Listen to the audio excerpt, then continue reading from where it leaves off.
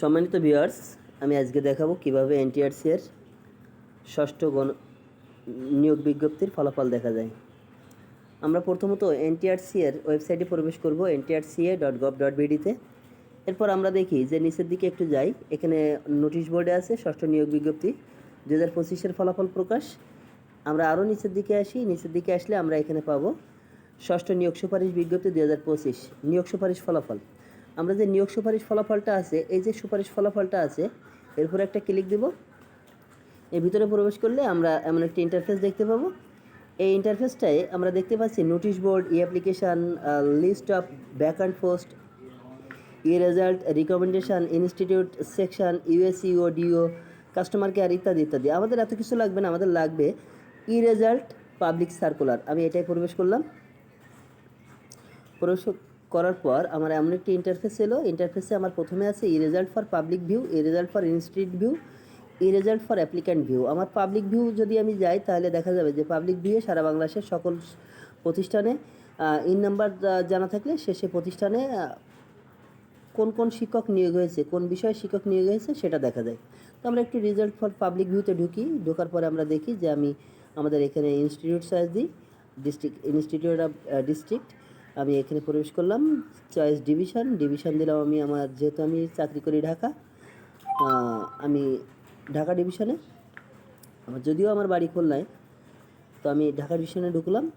এরপর আমি চয়েস করি আমার জেলাটা শরীয়তপুর জেলার পরে আমার এমন একটা ইন্টারফেস চলে এলো। এখন দেখেন এখানে দেওয়া আছে e result for institute of district Shariatpur.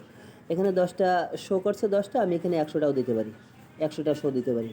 তো 100টা শো দিলে আমাদের শরীয়তপুর জেলায় যতগুলো শিক্ষক নিয়োগ হয়েছে ইন নাম্বার অনুযায়ী প্রতিষ্ঠানগুলোতে আমরা এখানে দেখতে পাচ্ছি।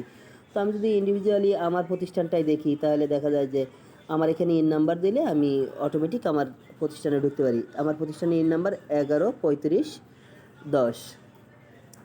এই 113510-এ ঢুকলে দেখা যাচ্ছে যে আমার এখানে চলে আসছে serial 1-এ 113510, Charpalli Jana high school and college, Shariatpur, Bhedarganj, assistant teacher mathematics. আমরা ম্যাথের একটি টিচার পেয়েছি। আমরা সৌভাগ্যবান যে আমাদের এখানে ম্যাথের একজন টিচার জয়েন করবে খুব শীঘ্রই।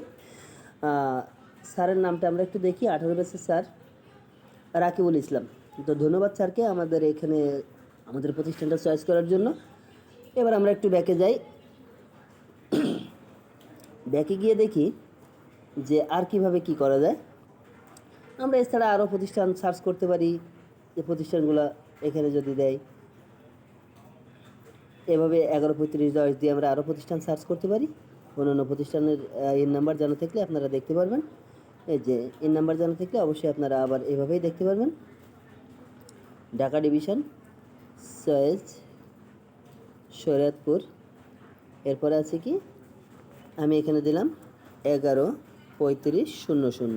আমার পার্শ্ববর্তী একটি প্রতিষ্ঠান তারাবনী উচ্চ বিদ্যালয়। এখানে দেখি আমাদের কোন শিক্ষক আসছে, অ্যাসিস্ট্যান্ট টিচার বায়োলজি। তো এখানে আসছে, ওনার নামটা, একজন ম্যাডাম আসছেন ফাইজা খাতুন, আপনারা দেখতে পাচ্ছেন ম্যাডাম ফাইজা খাতুন। তো আমরা আবার একটু ব্যাকে যাই। এবার আসি আমরা institute result, E result for institute view.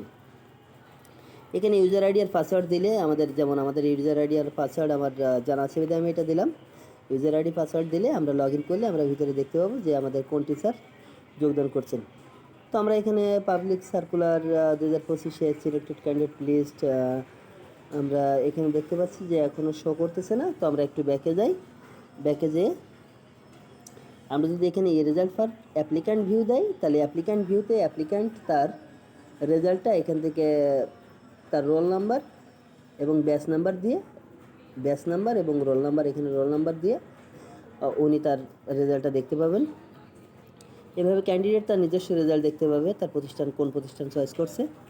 ধন্যবাদ সকলকে আমার এই ভিডিওটি দেখার জন্য। আপনি যদি আমার ভিডিওটি নতুন দেখে থাকেন তাহলে লাইক, কমেন্ট, শেয়ার দিয়ে সাহায্য করবেন। আবারও শুভকামনা জানিয়ে আমি আমার ভিডিওটি এখানেই শেষ করছি। ধন্যবাদ।